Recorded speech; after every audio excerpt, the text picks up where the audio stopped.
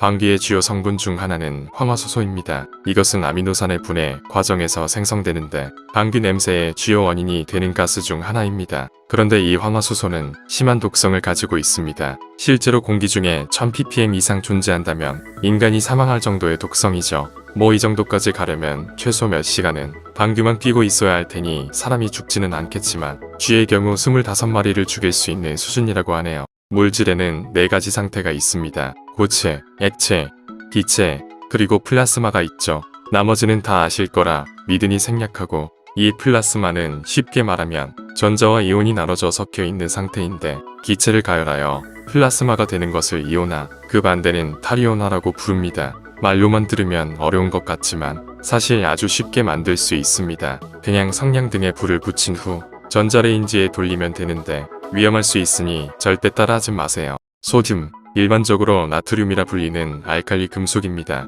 인간은 보통 이온화된 염화소듐을 섭취하는데 당연히 이건 큰 문제가 없습니다. 그런데 이온화되지 않은 순수한 소듐은 매우 강력한 반응성을 가지고 있습니다. 특히 물에 닿으면 발열 반응으로 인해 폭발하는데 그 위력이 매우 세고 손에 있는 땀으로도 폭발이 가능하니 집에서는 절대 따라하지 마세요. 판다는 원래 다른 곰과 동물과 같이 육식이었습니다. 그런데 판다의 진화 과정에서 이 유전자에 돌연변이가 나타나게 되었고 결국 단백질의 감칠맛을 느낄 수 없게 되었습니다. 힘들게 고기를 잡아먹어도 맛이 느껴지지 않으니 주변에 있는 대나무를 먹기 시작했다는 것이 중론입니다. 그러나 판다의 장 구조는 여전히 육식에 최적화되어 있습니다. 스스로는 대나무의 섬유질을 분해할 수 없어서 장 내 미생물에만 의존하고 있다고 하네요. 이 때문에 소화율도 매우 떨어져서 판다는 매일 먹고 자기만 하는 것이랍니다. 대부분의 세포들은 분열하고 죽기를 반복합니다. 그런데 만약 분열 과정 중 돌연변이가 발생하면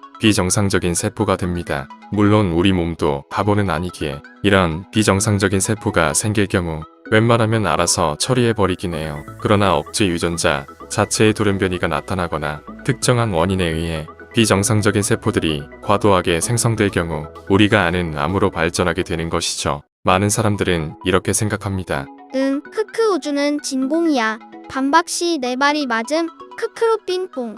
당연히 우리가 일상에서 사용하는 진공보다는 훨씬 더 진공인 것은 맞습니다. 그런데 우주는 과연 아무것도 존재하지 않는 텅 빈 공간일까요? 만약 성운 등의 가스나 암흑 물질 등을 제외한다면 우주에는 1세제곱미터당 한두 개의 수소 원자가 있습니다. 그렇다면 이 수소 원자들을 없앨 경우 진공이라고 할 수 있을까요? 그래도 진공이라고 할 수는 없습니다. 양자역학의 진공 요동에 의하면 완전한 진공 상태에서 입자들은 생성과 소멸을 반복합니다. 이것을 이용한 이론이 바로 호킹 복사이죠. 방사능, 방사선, 방사성, 셋 다 비슷한 말인데 대체 뭐가 다른 걸까요? 우선 방사능은 원자핵이 붕괴하면서 방사선을 방출하는 일을 의미합니다. 그럼 방사선은 무엇일까요? 방사선은 방사성 원소의 붕괴 과정에서 방출되는 알파선과 베타선 같은 입자선 또는 감마선 같은 전자기파를 의미합니다. 그럼 마지막으로 방사성은 무엇일까요? 보통 방사성 물질과 같은 형태로 많이 쓰이는데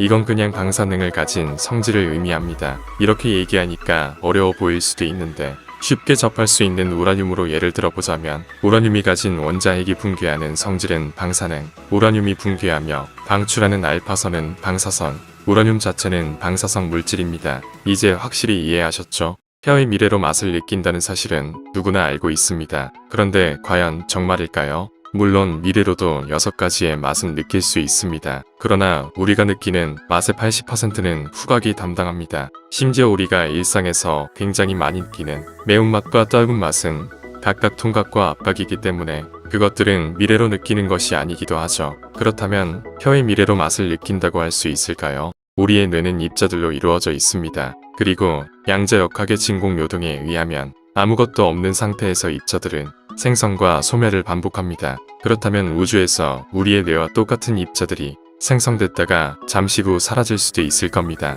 이것이 바로 볼츠만 두뇌이죠. 그렇다면 우리가 볼츠만 두뇌인지 아닌지 어떻게 구분할 수 있을까요? 아쉽게도 구분은 불가능합니다. 우리가 실제로 존재할 수도 있지만 우리라는 기억을 가진 볼츠만 두뇌일 수 있기 때문이죠. 만약 볼츠만의 주장대로 우주의 낮은 엔트로피가 통계적 요동 때문이라면 우리가 볼츠만 두뇌일 확률이 더 높습니다. 그러나 현재 주류인 인플레이션 우주론이 옳다면 볼츠만 두뇌는 아주 부자연스러운 현상이 되어 충치는 뮤탄스균이 당부를 분해한 뒤 생성된 젖산이 치아 표면을 녹이며 발생합니다. 그렇다면 이에 뮤탄스균이 없으면 되는 거 아닐까요? 맞습니다. 실제로 구강 내에 뮤탄스균이 존재하지 않는다면 충치는 발생하지 않습니다. 그런데 이 뮤탄스균은 치아의 범랑질 속에서 살기 때문에 이미 구강 내에 존재한다면 박멸은 불가능합니다. 그렇다면 아기는 어떨까요? 태어난 지 얼마 되지 않은 아기의 입에는 뮤탄스균이 존재하지 않습니다. 생후 31개월까지